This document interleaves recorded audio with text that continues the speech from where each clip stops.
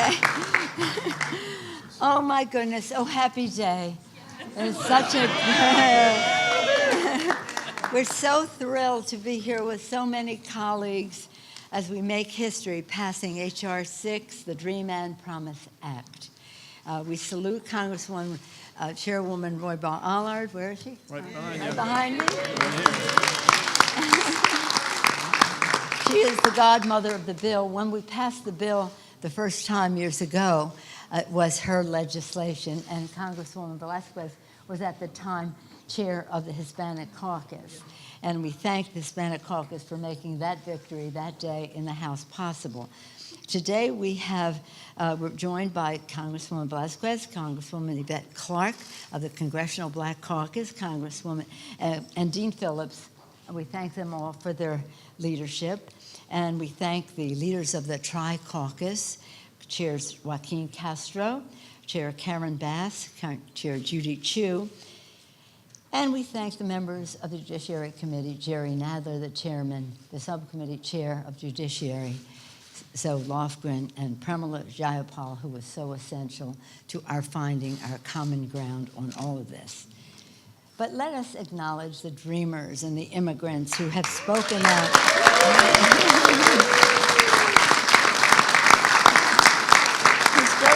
With dignity and eloquence, and who have made the difference. They are the constant reinvigoration of America, of hope, determination, and courage to make the future better. Those are American traits. Our newcomers make America more American with their commitment. In his last speech as president, so many of you have heard, Sandy, are you tired of hearing me say this? No. Say it again. I'm either saying it or I'm listening to him say it. President Reagan said in his last, imagine President Reagan, you're all too young, the great communicator. This is the last speech I will make as President of the United States. People listened up. And he said, I want to communicate a message to the country I love.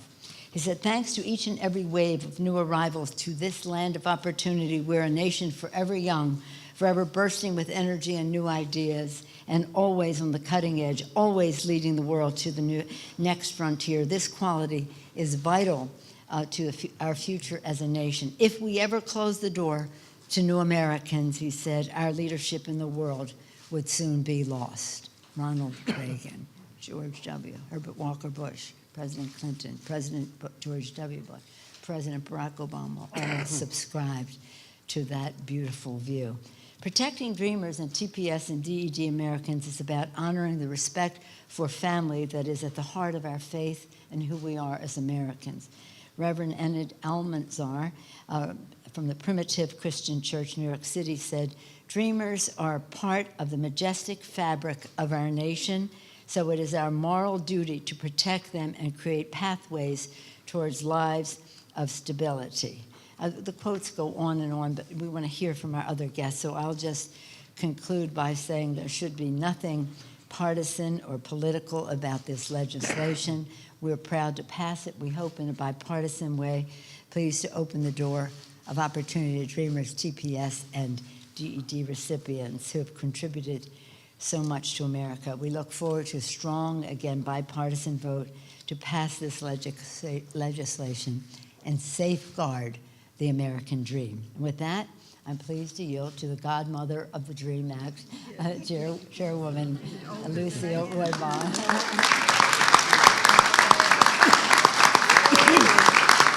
Thank you. Thank you so much, Speaker Pelosi, for your steadfast commitment to protecting immigrant youth and families. That commitment is exemplified by the fact that this is the first time that a DREAM Act will be passed by a chamber of Congress as a top Democratic priority.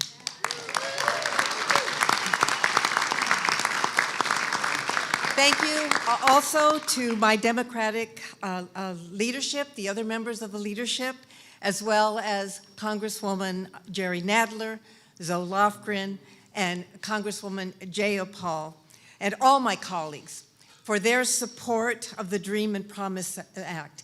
And I also want to thank the advocates who have tirelessly represented their communities as we drafted this bill.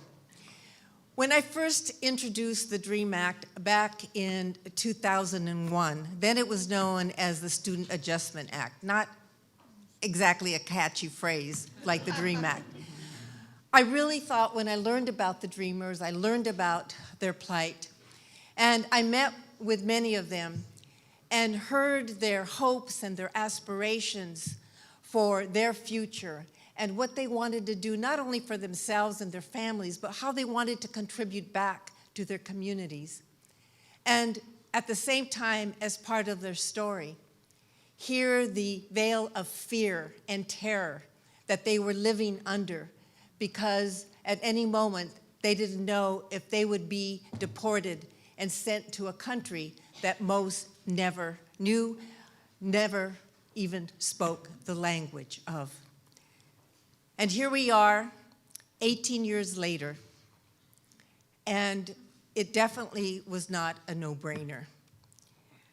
Unfortunately, it has taken all this time to get to this point where today we will say in one voice, that is House Democrats, that 2.5 million Dreamers, TPS, and DED recipients truly belong in America and should be allowed to continue contributing to our nation's success with an opportunity for citizenship, because they are American in every way.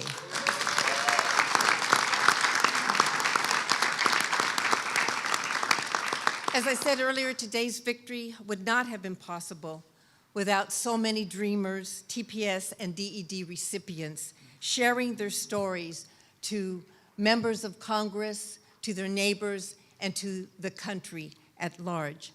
And I would just like to highlight the stories of just a couple of Dreamers and their hopes and their aspirations, and what will be lost if this DREAM Act does not eventually become law.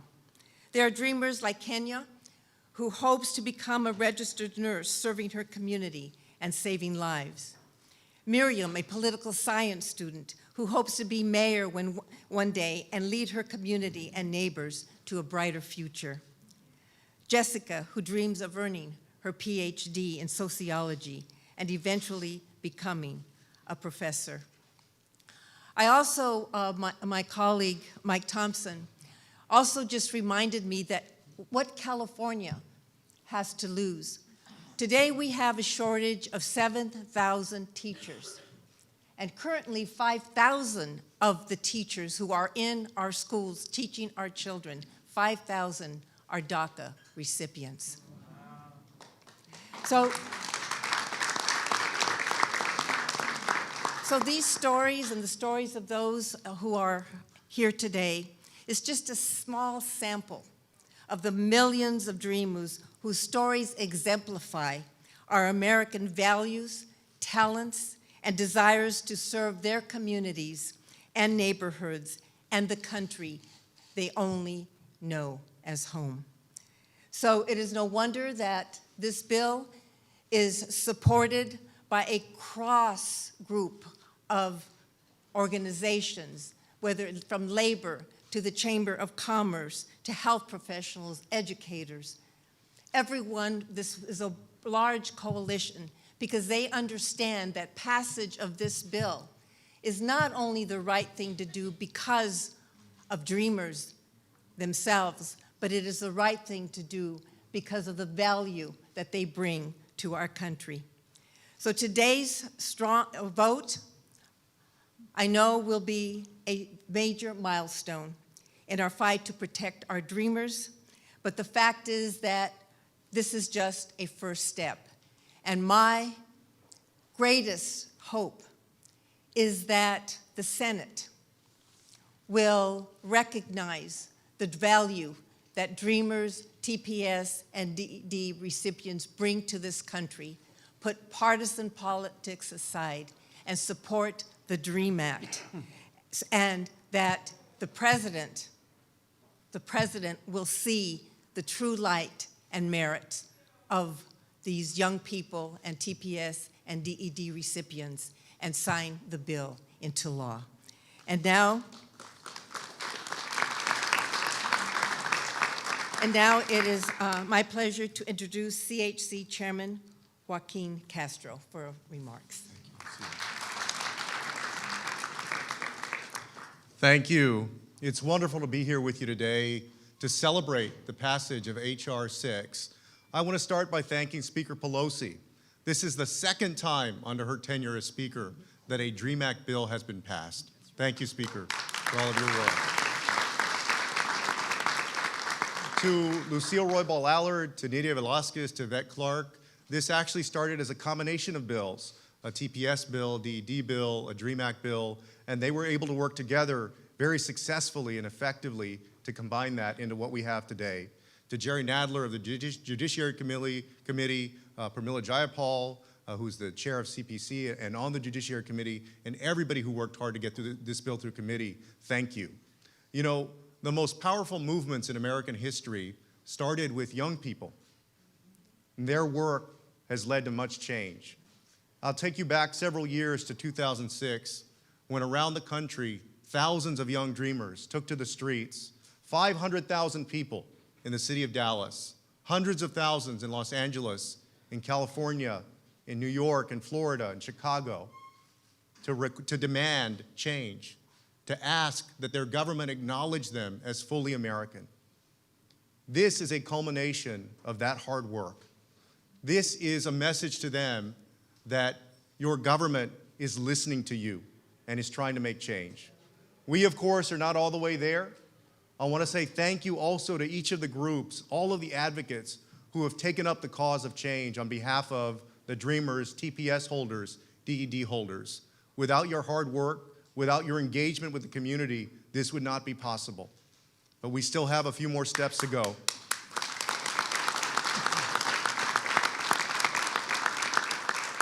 We will do everything that we can to push Mitch McConnell in the Senate to take action, to have the president take action.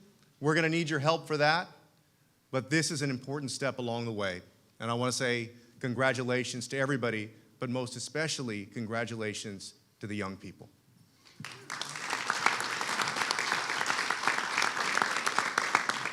And now it's my honor to introduce a Congresswoman from Los Angeles and the proud chair of the CBC, Karen Bass.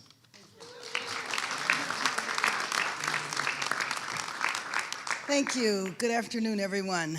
Let me thank Congressman Castro and especially our great speaker and leader, Nancy Pelosi, for your leadership, and our godmother, Lucille Roybal Allard, for all of her work. And on behalf of the Congressional Black Caucus, I want to give special thanks to Yvette Clark because she has been our point person on this issue for many, many years. So today, my colleagues and I are challenging Congress to create an America that values the contributions of all members of our community and continues in its tradition as a welcoming nation and a safe harbor for those forced to flee their own countries because of extreme hardship. I want to talk today about temporary protective status. The United States is home to thousands of people who fled civil wars and natural disasters and were granted entry into our country because of programs like temporary protected status.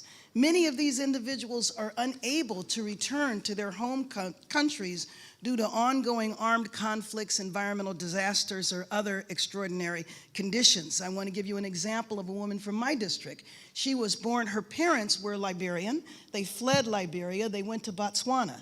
She was born in Botswana, but she had Liberian citizenship.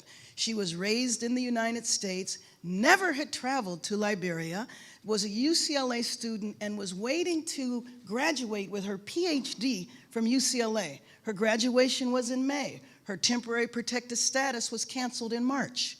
And so she came here and gave testimony, terrified that she wouldn't be able to complete her PhD because she would be deported to a country she had never been to before her graduation. She was granted a reprieve. She's able to stay here for a few more months. But now, because of the action that we are taking on DACA and TPS, hopefully she will be able to remove that fear.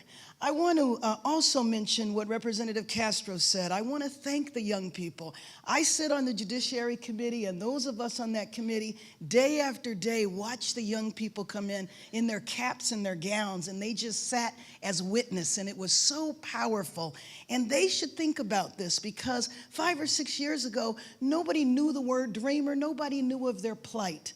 But it is really a compliment and an example of what happens in a social movement. So simply put, the dreamers, the DPS recipients, these individuals were courageous enough to face their fears of deportation by peacefully organizing marches across the country to educate the public. And I urge my colleagues, I know of course all my colleagues here, but I'm referring to my other colleagues, will join in voting for the passage of H.R. 6, the Dream and Promise Act. Thank you very much.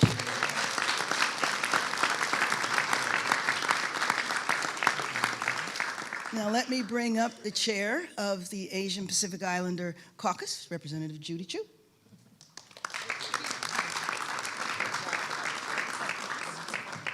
Today, we make history.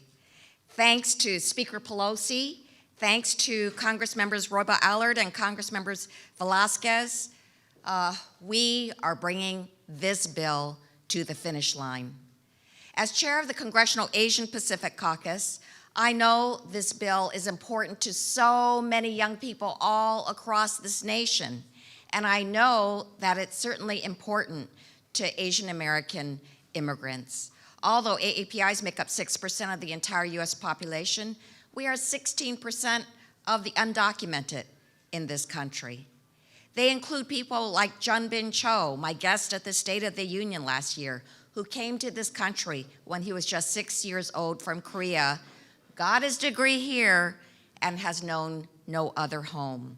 It includes people like Jin Park, who actually became a Rhodes Scholarship recipient, but now must decide whether or not he will take the opportunity and leave a country that he may not be allowed to return to. These are the people that make up our dreamers, and they have fought so hard to make sure that this bill passes. They have marched, they have organized, they have gone on hunger strikes, and I will never forget going out to that mall and watching these young people just so weak but so dedicated to this cause that they would actually go on a hunger strike for so many days. That's why this bill is so important. It provides relief for people who came to this country as children and have known no other home. It is relief for TPS recipients who fled war-torn countries and natural disasters to build a new life in the United States. This act unites us around the shared ideal that anybody can live the American dream if they're willing to work for it. That's the lesson that has inspired generations of immigrants to build this country, and that is a lesson we cannot afford to forget at all. And so, please let me turn the podium back over to Speaker Pelosi. Thank you very much, Judy Chu.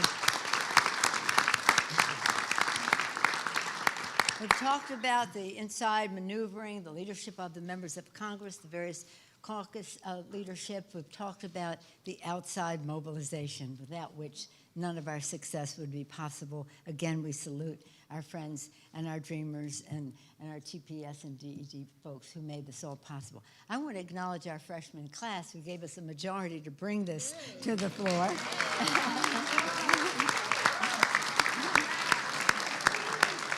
And there you go. I know that Dean Phillips was here a moment ago, but he was especially active on the, is he there? On the DED aspects of it. He went to the floor. Okay, so some people are busy on the floor because we are on the floor with this. I'm going to yield to our distinguished Majority Leader, Mr. Hoyer, to close us out. I didn't tell you that, but. No, you didn't tell me that, but that's all right. You're always ready. This is a day that glorifies what America is to the world. A place of refuge, place of safety, a place of opportunity. We lift our lamp beside a golden door. It will be a little shinier about 6 o'clock tonight, because the House will make a statement that we still believe, as Ronald Reagan, who Nancy quoted, said, we are a better nation, a more successful nation for the immigrants who have come to our shores. And so I join Speaker Pelosi, who has been a giant in the leadership on this issue and so many others, in celebrating this day. And I thank Lucille Roybal Allard. I thank Pete Aguilar, who is a young member, who is presiding today. I thank the chairs of the Tri-Caucus. And yes, we thank the Dreamers.